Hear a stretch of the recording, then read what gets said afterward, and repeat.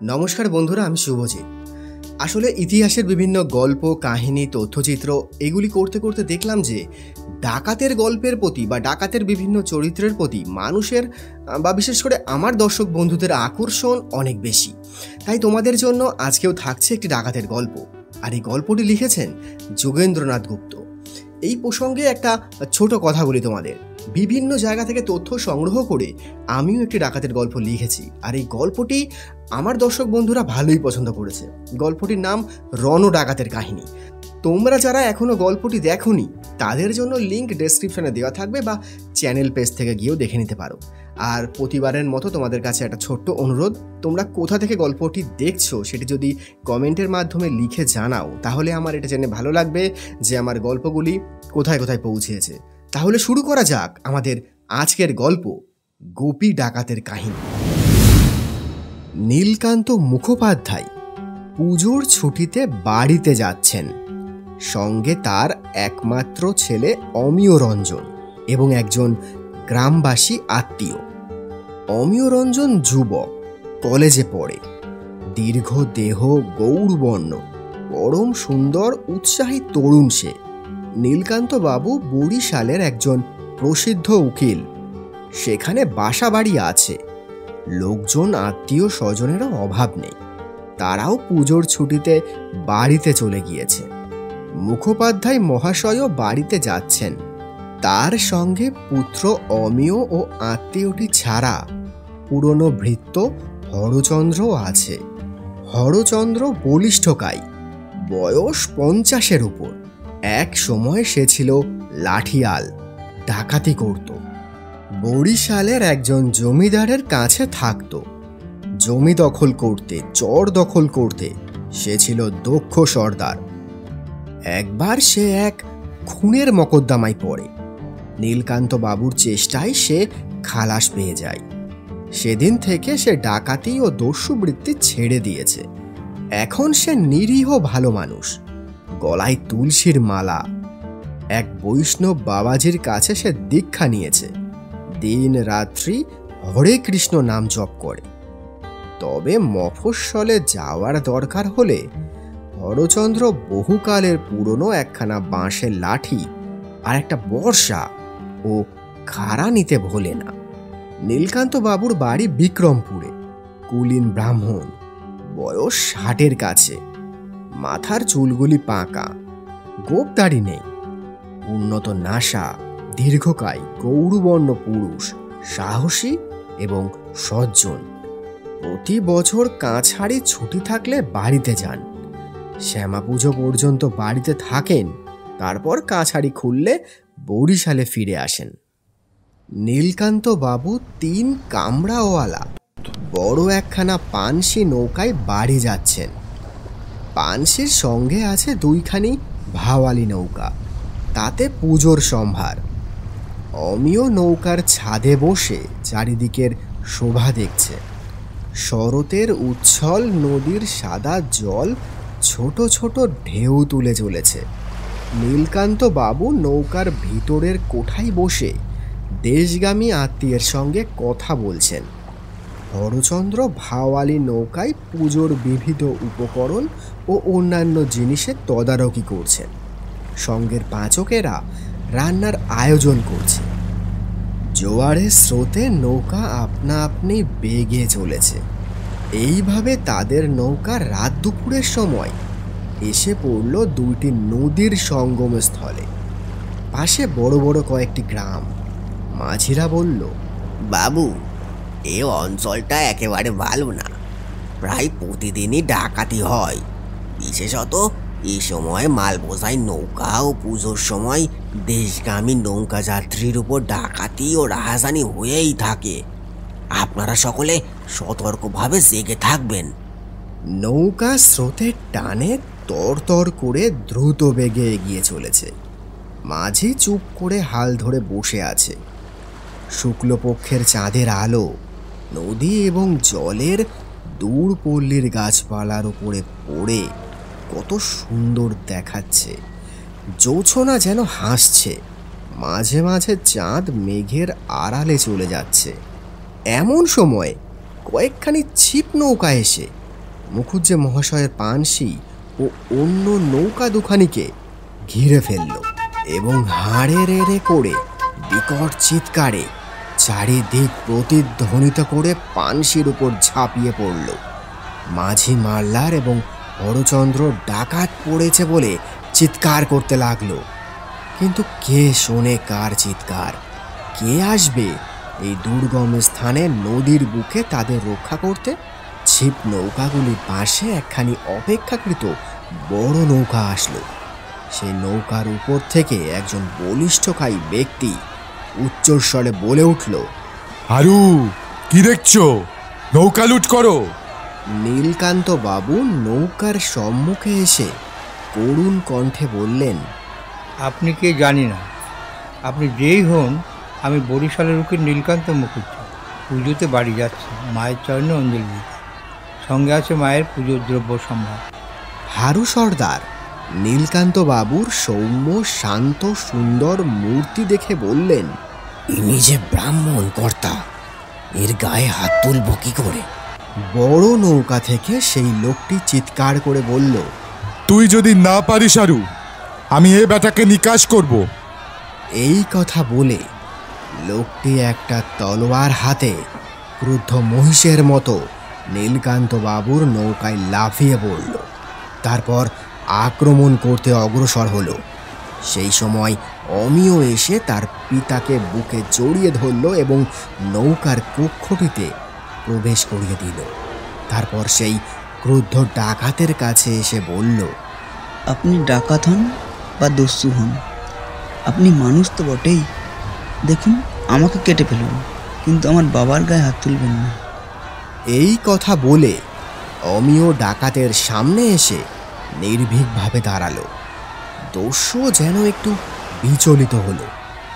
নীলকান্ত বাবু তড়িৎ গতিতে পুত্রের পিছনে এসে দাঁড়ালো এবং তাকে দুই হাতে জড়িয়ে ধরল। তারপর বলল, দেখুন, আপনি ডাকাত হন, দস্যু হন, যাই হন না কেন, আপনি তো মানুষ। পিতার কাছে পুত্রের নিধন আর পুত্রের কাছে পিতৃহত্যার দৃশ্য কত বড় শোচনীয় তা বোঝার শক্তি আপনার আছে। বরং আপনি আমাদের নৌকোয় যা কিছু আছে সব লুটে নিন। আমরা জগজ্জননী মায়ে ফুল আর বেলপাতা দিয়ে অঞ্জলি দিব। ধীর স্থিরভাবে দৃঢ়তার সঙ্গে কথাগুলি বললেন নীলকান্ত মুখোপাধ্যায়। তারপর পুত্রকে দেখিয়ে বললেন, এই আমার একমাত্র বংশধর, একে রক্ষা করুন, এ প্রাণ ভিক্ষা দিন।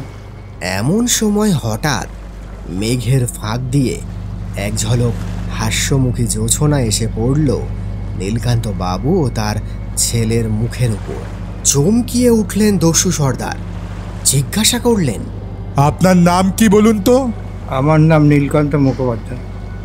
হঠাৎ মুখুজ্জে মহাশয়ের পানসি নৌকা থেকে দস্যু সর্দার লাফিয়ে পড়ল নিজের নৌকায়। হুকুম দিল ভৈরব কণ্ঠে, শোন হারু, রাত্রি শেষে এসব নৌকা নিয়ে যাবি আমার বাড়ির ঘাটে। সাবধান, কারুর গায়ে হাত দিবি নে, কোনো অনিষ্ট করবি নে। সারা রাত নৌকায় পাহারা দিবি। তারপর সকালবেলায় আমাকে দরবারে খবর দিবি। এদের খাওয়া দাওয়ার সব ব্যবস্থা করবি। ধীরে ধীরে নৌকা তিনখানি তীরের দিকে নেওয়া হলো। ডাকাত সর্দার তার নৌকায় উঠে চলে গেল। হারু সর্দার বিস্মিত হলো তার মনিবের এইরূপ হুকুমে। কোনোদিন তো এমন হয় না। ছিপ নৌকাগুলি পানসি ও অন্য দুইখানি নৌকা পাহারা দিয়ে নদীর স্রোতের মুখে অগ্রসর হলো।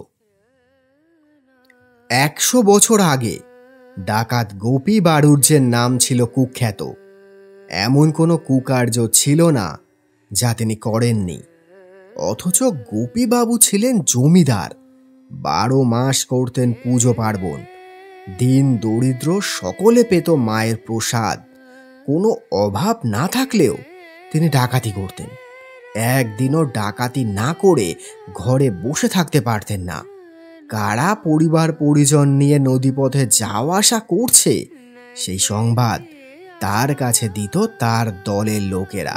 সেই অনুসারে প্রতিদিন গভীর রাত্রে বাড়ির মধ্যে প্রতিষ্ঠিত শ্মশানবাসিনী দেবী জয়কালীর পুজো দিয়ে বেরিয়ে পড়তেন ডাকাতি করতে। প্রতি অমাবস্যা রাত্রিরে জাঁকজমকভাবে করতেন দেবীর পূজা। মাঝে মাঝে আবার নরবলিও হতো। সেদিন সংবাদ পেয়েছিলেন বরিশালের একজন বিখ্যাত উকিল এই পথে বাড়িতে ফিরছেন। সঙ্গে আছে অনেক তৈজসপত্র এবং টাকা পয়সা। তাই দলবল সঙ্গে করে উকিলের নৌকা লুট করতে গিয়েছিলেন।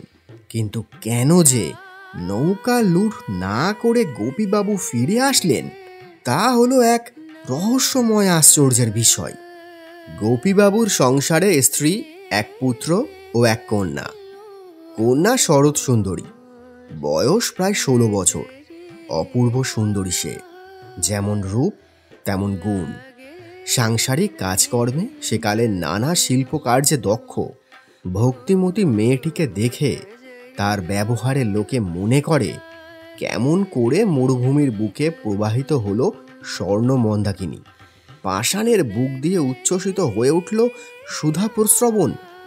ছেলে দেবকী রঞ্জন, কলেজে পড়ে কলকাতায়, ভালো ছেলে।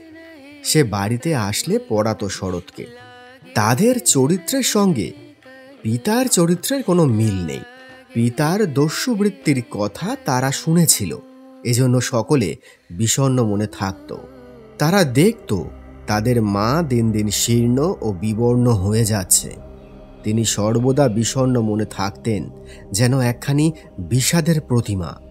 গোপীবাবুর স্ত্রী নিস্তারিণী ছিলেন সাধ্বী, সতী, পুণ্যবতী। কোনরূপ সাংসারিক ব্যাপারের ধার ধারতেন না। পাপ কার্য থেকে বিরত থাকার জন্য স্বামীকে বহুবার অনুরোধ করেছিলেন, কিন্তু কৃতকার্য হননি। তাই সর্বদা তিনি নিজের মৃত্যু কামনা করতেন। সেদিন নৌকা থেকে বাড়ি ফিরে এসে গোপীবাবু নিজের ঘরে গিয়ে চুপ করে শুয়ে পড়লেন। রাত্রি প্রভাত হলে গোপীবাবু গেলেন নিজের দপ্তরখানায়। প্রকাণ্ড প্রাসাদ, নদীর তীর থেকে প্রশস্ত পথ বাড়ি পর্যন্ত এসেছে। বাইরে কাছারি দপ্তরখানা, ভিতরে ত্রিতল দালান, নিচে উপরে ছোট বড় প্রায় 30টা ঘর। নিচের তলে কাছারি বাড়ির কাছে বিরাট আঙিনা। পথের দুই দিকে শিবের মন্দির, বিরাট দিঘি। প্রতিদিনকার মতো গোপীবাবু নিচে এসে হারু সর্দার ও কাছারির পাইক বরকন্দাজ নিয়ে নদীর পাড়ে গেলেন, বাঁধানো ঘাটের কাছে। ঘাটের দুই পাশে 2টি বিরাট বকুল গাছ, ঝুড়ঝুড়িয়ে বকুল ফুল ঝরছে। গোপীবাবু এসে দেখলেন নীলকান্ত বাবু ও তার পুত্র অমিয় রঞ্জন নৌকার সামনে বিষণ্ণ মুখে বসে আছে।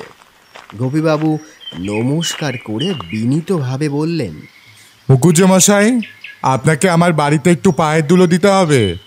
আপনি আপনার ছেলেকে নিয়ে আসুন। নীলকান্ত বাবু বললেন, আপনার যদি আমাদের প্রতি দয়া হয়ে থাকে তবে আমাদের যাওয়ার ব্যবস্থা করে দিন, পুজোর নিকটবর্তী।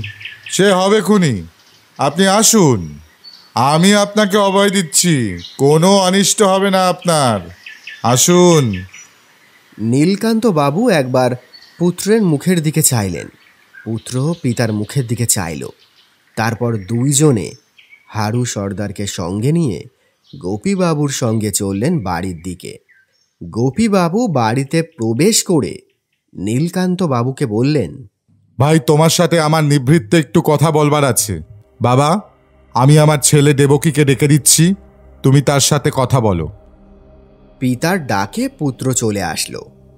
প্রিয়দর্শন তরুণ যুবক দেবকী রঞ্জন, অতি সুপুরুষ গৌরকান্তি অমিয়কে দেখে মুগ্ধ হল।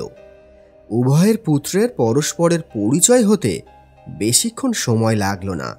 দেবকী বলল, চলো ভাই, আমরা মার কাছে গিয়ে গল্প করি। অমিয় ইতস্তত করছিল, কিন্তু দেবকী তাকে কোনো অবসর দিল না। তার হাত ধরে টেনে নিয়ে উপরে চলে গেল। এদিকে গোপীবাবু নীলকান্ত বাবুকে নিয়ে বাড়ির এক অতি নিভৃত কক্ষে আসলেন। বিরাট সুসজ্জিত ঘর, ছাদের নিচে ঝাড় লণ্ঠন ঝুলছে। বড় বড় আলমারিতে সারি সারি বই সাজানো। তারপর একটি দেরাজ থেকে একখানি ছবি বার করে বললেন, চিনতে পারো? সেই আধার কক্ষে আলো জ্বলে উঠল। নীলকান্ত ছবি দেখে চমকে উঠলেন, উচ্চস্বরে বললেন, এই যে গোপীনাথ আর আমার ফটো, কে তুমি? কে তুমি? আমি গোপীনাথ। এই কথা বলে গোপীবাবু নীলকান্ত বাবুর পা দুখানি জড়িয়ে ধরে বললেন, নীলু, আমায় ক্ষমা করো, আমায় রক্ষা করো। আমি হতভাগা একসময় তোমার প্রিয় বন্ধু গোপীনাথ।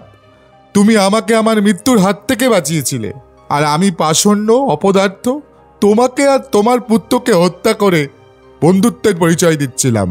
আমায় ক্ষমা করো, রক্ষা করো, আমাকে এই পাপের কলঙ্ক থেকে উদ্ধার করো। নীলকান্ত বাবু বিচলিত হয়ে পড়লেন। গোপীবাবুকে জড়িয়ে ধরে কাঁদতে কাঁদতে বললেন, গোপী, তুই কেমন করে এমন হলি? তুই যে ছিলি বড় ভালো, তুই কি সেই গোপী? হ্যাঁ নীলু, আমি সেই গোপী। তারপর গোপীনাথ তার জীবনের কলঙ্ক কাহিনী বলতে লাগলেন। বললেন, আমার পিতা পিতামহ সকলেই ছিলেন ডাকাত। ডাকাতি করে, নরহত্যা করে তারা করে গেছেন এই বিশাল বাড়ি ঘর, ধন সম্পত্তি। আমার রক্তধারার মধ্যে প্রবাহিত হচ্ছে সেই রক্তধারা। তাই আমি আজ নরঘাতক, দস্যু, ডাকাত। আমাকে এবার ফিরিয়ে নে সেই ছাত্র জীবনের মাঝখানে, পরিয়ে দে তো রক্ষা কবচ। আমাকে সরল মনের মানুষ হতে দে। আমার শান্তি নেই, পুত্রকন্যা আমায় ঘৃণা করে, স্ত্রী চিন্তায় চিন্তায় মৃতপ্রায় শয্যাশায়িনী, দিন রাত হৃদয় পুড়ে খাক হয়ে যাচ্ছে, তবু ডাকাতি করি। আমার ভাগ্যি তুই এইছিস, আমাকে বাঁচা ভাই। আমি যে ক্ষুদ্র মানুষ, ঈশ্বরের কৃপা ভিক্ষা কর ভাই, তিনিই তোর প্রাণে শান্তি দেবেন। সেদিন গোপীনাথ তার বাড়িতে বিরাট আনন্দ ভোজের আয়োজন করলেন। সকলে বিস্মিত হলো, এমন তো কোনোদিন হয় না। এদিকে অমিয় ও দেবকী উপরের ঘরে যখন উপস্থিত হলো, তারা দুইজনে নিস্তারিণী দেবীকে প্রণাম করতেই তিনি অমিয়র দিকে তাকিয়ে বললেন, এসো বাবা, এসো। এই বলে মাথায় হাত দিয়ে আশীর্বাদ করলেন। কন্যা শরৎ সুন্দরী একপাশে ফুটন্ত শেফালির মতো বসেছিল। তার দিকে তাকিয়ে মা বললেন, তোর নতুন দাদাকে প্রণাম কর শরৎ। লজ্জায় সংকুচিত হয়ে এসে শরৎ প্রণাম করল অমিয়কে। অমিয় লজ্জায় মাথা নত করল, শরতের মুখের দিকেও তাকাতে পারল না। নিস্তারিণী দেবী অপলক দৃষ্টিতে একবার অমিয়র দিকে, আবার একবার শরতের দিকে তাকাচ্ছিল। পরদিন সকালে নীলকান্ত ও অমিয়কে বিদায় দিলেন গোপীবাবু। নানা রকম ফল, তৈজসপত্র, বিরাট পূজার উপকরণ তাদের সঙ্গে দিয়ে হারু সর্দার ও অন্য কয়েকজন সাহসী সর্দারকে হুকুম দিলেন তাদের নিরাপদে বাড়ি পৌঁছে দেওয়ার জন্য। সেদিন থেকে গোপীবাবুর মধ্যে একটা পরিবর্তন দেখা গেল। সেটা কেউ লক্ষ্য করলো, কেউ করল না। পুজো শেষ হলো। ওদিকে বিক্রমপুরের নিজের বাসগ্রাম থেকে নীলকান্তবাবু বরিশালে ফিরে যাওয়ার উদ্যোগ আয়োজন করছেন। এমন সময় একদিন তার বাড়ির ঘাটে এসে ভিড়ল এক বিরাট বজরা। তাহাতে ছিল অনেক দ্রব্য সম্ভার। স্বয়ং দেবকী রঞ্জন এসেছে ওইসব নিয়ে, সঙ্গে আছে তাদের প্রিয় সর্দার হারু। দেবকী রঞ্জন নীলকান্ত বাবুকে প্রণাম করে একখানি পত্র দিলেন। তাতে লেখা ছিল, ভাই নীলু, ছাত্র জীবনে তোমাকে যে নামে সম্বোধন করিতাম, দীর্ঘকাল পরে এই নরাধম আবার তোমাকে সেই প্রিয় নাম সম্বোধন করিল। আমার রক্তে কলঙ্কিত হস্তের এই পত্র তোমাকে পাঠাইলাম, ক্ষমা করিয়া গ্রহণ করিও। জানো তো ভাই, ছেলেবেলার ঢাকার ব্যাপটিস্ট মিশন হলে ধর্মযাজকের মুখে শুনিয়াছিলাম, পাপকে ঘৃণা করো, পাপীকে ঘৃণা করো না, কাজেই আমাকে ঘৃণা করিও না। আমি তোমাকে এ চিঠি লিখিতে সাহসী হইতাম না, যদি না আমার গৃহিণী আমাকে উৎসাহিত করিতেন। পুত্রকে পাঠাইলেন, তিনি উদ্যোগী হইয়া পিতার প্রতি বিরূপ হইতে পারো, কিন্তু নির্দোষ পুত্রের প্রতি বিরূপ হইও না। আমার ও আমার স্ত্রীর শত শত মিনতি, তুমি বরিশাল যাইবার পথে শ্রীমান অমিয়কে সহ একদিনের জন্য হলেও আমার বাড়িতে অতিথি হিসাবে থাইক্কা যাইও। ইতি অধম গোপী। নীলকান্ত বাবু স্ত্রী, পুত্র ও আত্মীয় স্বজনদের নিয়ে নৌকা যোগে বরিশালের দিকে যাত্রা করল। কাঠি গ্রামে জমিদারের বাড়ির ঘাটে নৌকা ভিড়ল। অমনি নহবতখানা হতে নহবত বেজে উঠল। পরম উৎসাহের সঙ্গে তাদের বাড়ির ভিতরে নিয়ে গেলেন গোপীবাবু। তারপর মধ্যাহ্ন ভোজনের পর গোপীবাবু একখানি পত্র বা উইল দিলেন নীলকান্ত বাবুর হাতে। নীলকান্ত বাবু সেটা পড়ে অবাক হয়ে গেলেন। গোপীবাবু সেই উইলে লিখেছেন, আমার স্থাবর অস্থাবর সমুদয় সম্পত্তি আমার পুত্র শ্রীমান দেবকীরঞ্জনকে এবং আমার জামাতা শ্রীমান অমিয়রঞ্জন ও কন্যা শরৎ সুন্দরীকে দান করিলাম। আর ইহাদের অভিভাবকত্ব অ্যাসেটের সর্বাধিক কার্য পরিচালনার দায়িত্ব দিলাম আমার বন্ধু ও আত্মীয় শ্রীযুক্ত নীলকান্ত মুখোপাধ্যায়ের উকিলের হস্তে। উইলখানা পড়ার পর নীলকান্ত বাবু কিছুক্ষণ চুপ করে থেকে বললেন, এ কি করছো গোপী? ঠিক কথাই ভাই, আমি আর সংসারে থাকবো না। শেষ জীবনটা স্বামী ও স্ত্রী কাশিবাসেই যাপন করব। কিচ্ছু অন্যায় করিনি। তোমার ছেলেকে আমি চাই, আর তোমার কন্যাকে দিতে হবে আমাকে। নীলকান্ত বাবু ও তার স্ত্রী গোপীবাবু ও তার স্ত্রীর এই উইলে সম্মত হলেন। এক শুভ দিনে দেবকী রঞ্জনের সঙ্গে নীলকান্ত বাবুর কন্যা মান্দার ও অমিয় রঞ্জনের সঙ্গে শরৎ সুন্দরীর বিয়ে হয়ে গেল।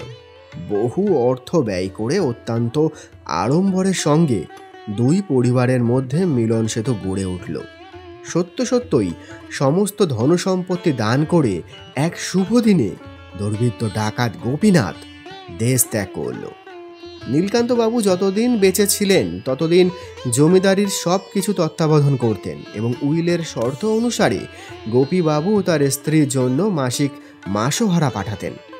সময়ে দুই পরিবার বড় তরফে ও ছোট তরফে পরিণত হলো। পরবর্তীকালে এই দুই ভূস্বামীরা দেশের ও দশের মহৎ উপকার করে গেছে। গোপীনাথ উচ্চ বিদ্যালয়, নিস্তারিণী দাতব্য চিকিৎসালয়, অতিথিশালা প্রভৃতির অস্তিত্ব সেদিনও বিদ্যমান ছিল। এখনও দুই পরিবারের বংশধরেরা জীবিত আছেন। জমিদারি নেই, কিন্তু তাদের মধ্যে এখনও আছে মহত্ব ও বদান্যতা। নমস্কার বন্ধুরা, আমি শুভজিৎ। গল্পটি তোমাদের কেমন লাগলো সেটি অবশ্যই কমেন্টের মাধ্যমে আমাকে জানিও। আর তোমরা ইতিহাসের কোন ঘটনার কথা জানতে চাও বা কোন গল্প শুনতে চাও সেটিও আমাকে কমেন্টের মাধ্যমে জানাতে পারো। আর ভিডিওটি যদি ভালো লেগে থাকে তাহলে লাইক করে দিও। আর তোমরা যারা এই চ্যানেলের নতুন দর্শক বন্ধু তারা প্লিজ চ্যানেলটাকে সাবস্ক্রাইব করে দিয়ে আমার পাশে থেকো। দেখা হবে খুব তাড়াতাড়ি আবার একটা নতুন ভিডিওর সাথে। ততদিনের জন্য ভালো থেকো, সুস্থ থেকো এবং ক্রিয়েটিভ সোলের পাশে থেকো। Thank you.